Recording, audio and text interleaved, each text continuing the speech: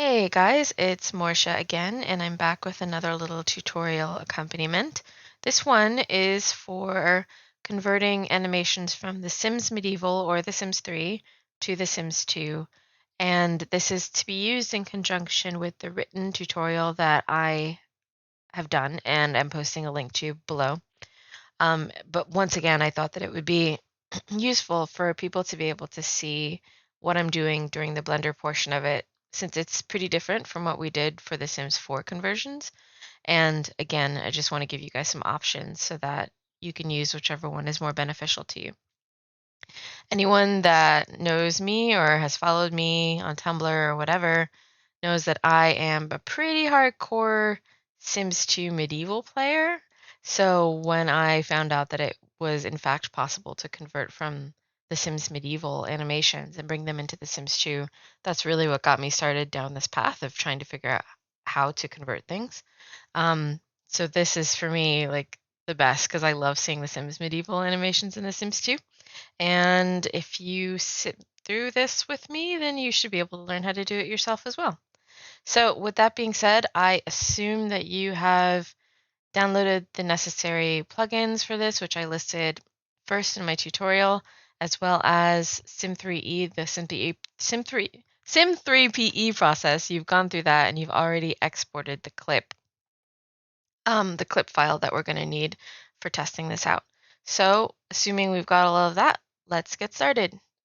First things we're going to do is open up the 3:2 AF empty blend rig that I had you download at the very start from Omglow.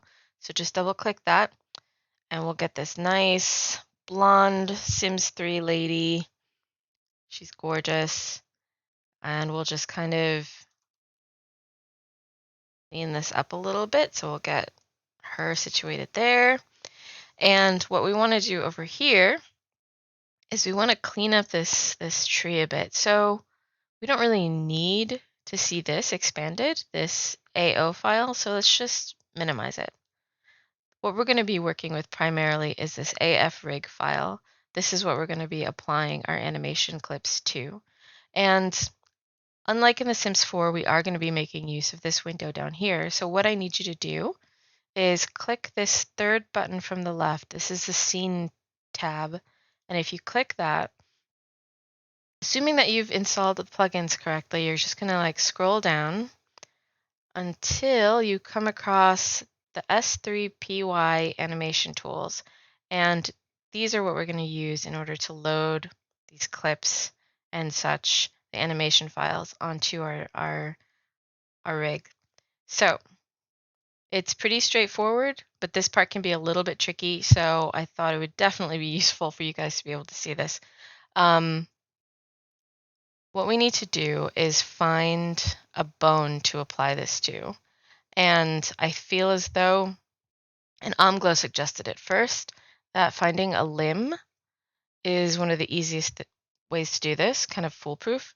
So what I want you to do is expand what I'm expanding right now. So under B root bind, just press this little plus sign.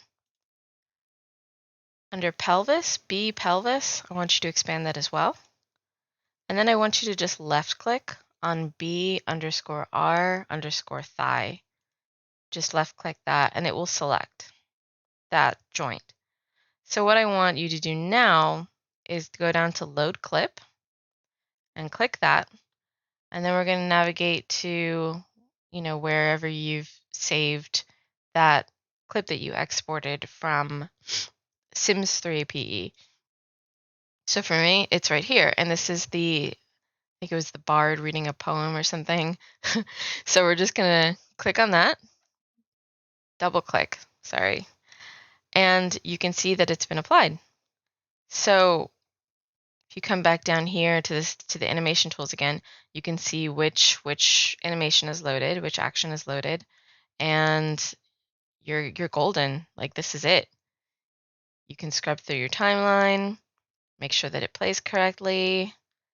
And as you can see, our timeline is a little bit long. So if we hit play on this, it'll get to the end. And then because that gray area extends so far out, she'll just be frozen.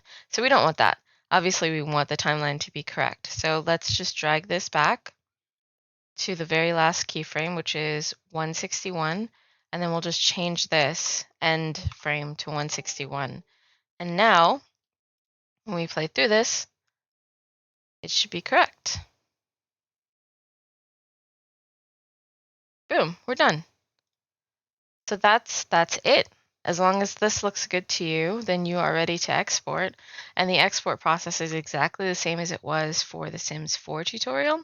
So we're just going to come back up here to the little triangle guy here with the anim base raven af ms3d.mo, and we're going to click that, and you'll see that our Sims 2 skeleton now has that little light green outline around it, and that's how you know it's selected.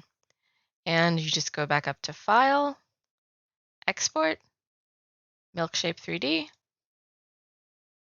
save it as whatever you want, hit Export, and that's it. It's ready to be opened up in Milkshape and to proceed with the rest of the tutorial. It's pretty straightforward. It's just a little bit finicky in knowing what to pick over here in order to load the clip. But yeah, you're done. And again, like I pointed out in the other one, the Sims 2 skeleton is slightly smaller than both the Sims 3 and the Sims 4 skeletons. So you will have little things like the feet not being perfect. There's a little bit of bounce there. It's not too terrible. And then you can see more clearly, like on the arms, they're not perfectly lined up. It's making the most of what it can to interpolate the difference, but it's not perfect. But it looks pretty good, and it'll look pretty fantastic in game. So that's it for this one, and I hope this was helpful to you guys. I look forward to seeing what you guys make with this. Make some cool medieval stuff. All right, see you later. Bye.